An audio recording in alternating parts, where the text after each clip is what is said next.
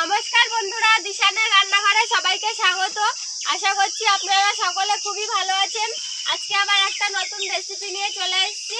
এই যে দেখুন, তেলাপিয়া মাছ নিয়ে এসেছি। এই তেলাপিয়া মাছ দিয়ে আজকে একটা রেসিপি করব।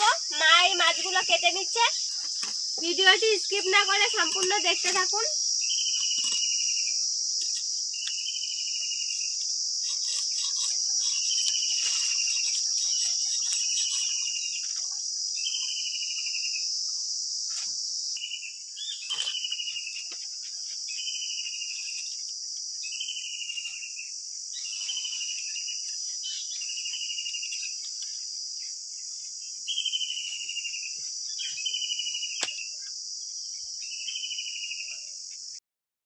মাছগুলো কেটে ধুয়ে নিয়ে চলে এসেছি। এই যে লবণ হলুদ মাখিয়ে নিয়েছি, এবার ভেজে নেব।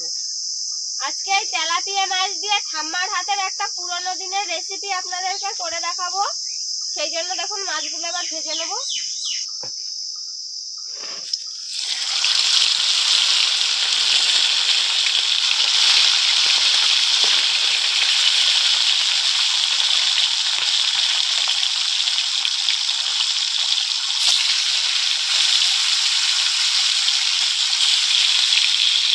পেঁয়াজ কাঁচা লঙ্কা কেটে নেব।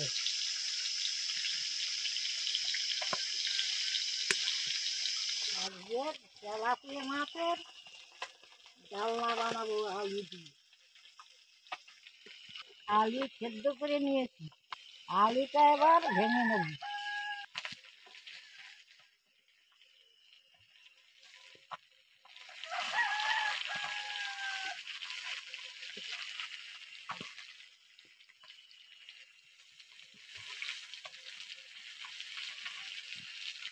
মাছগুলো ভাজা হয়ে গিয়েছে, এবার নামিয়ে নেব। আলু মাছ ভাজা তেলের মধ্যে 5 ফোঁটন দিয়ে দেবো। তেজপাতা দেবো,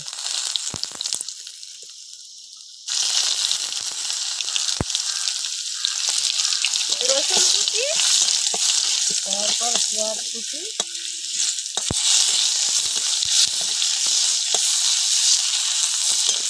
পেঁয়াজটা এবার একটু ভেজে নেব।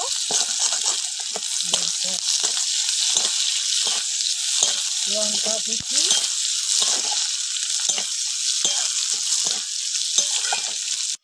মশলাটা একটু কষিয়ে নেব। এবার কাঁচা গন্ধটা থাকছে না, মশলাটা ভাজা ভেজে নেব। ভেজে রাখা আলুগুলো দিয়ে দেবো।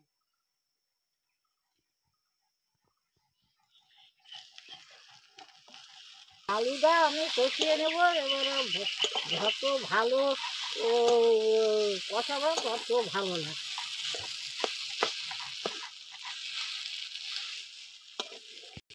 ঠাম্মাই আলুর ডালনাটা খুব সুন্দর বানায়, খেতে হেবি সুন্দর লাগে। আমি এদিকে জিরে আর গোলমরিচ একসঙ্গে বেটে নিচ্ছি। আমি এবার হলুদ দিয়ে দিচ্ছি।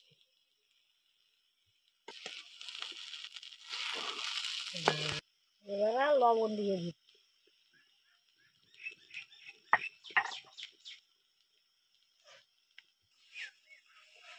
আর কিছুক্ষণ কষিয়ে নিচ্ছি, দিয়ে তারপরে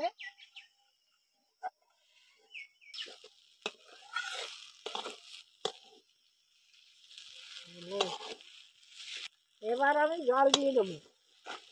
কষানো হয়ে গেছে, এবার আমি জল দিয়ে দেবো।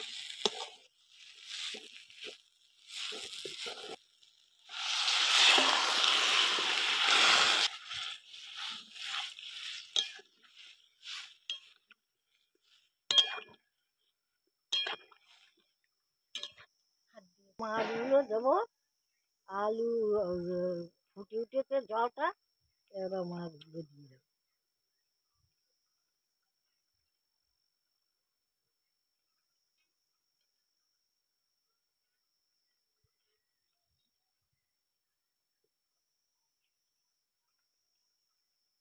আর কিছুক্ষণ ফুটিয়ে নেবো, মাছ দিয়েছি, আর কিছুক্ষণ ফুটিয়ে নেব।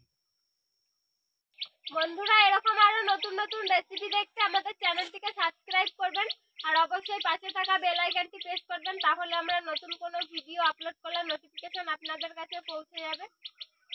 তোমরা বাড়িতে এরকম বানিয়ে খেয়ে বলবা যে কেমন হয়েছে। এই জিরে মরিচ বাটাটা এবারে দিয়ে দিচ্ছি, এই জিরা মরিচ বাটাটা দিয়ে দিচ্ছি।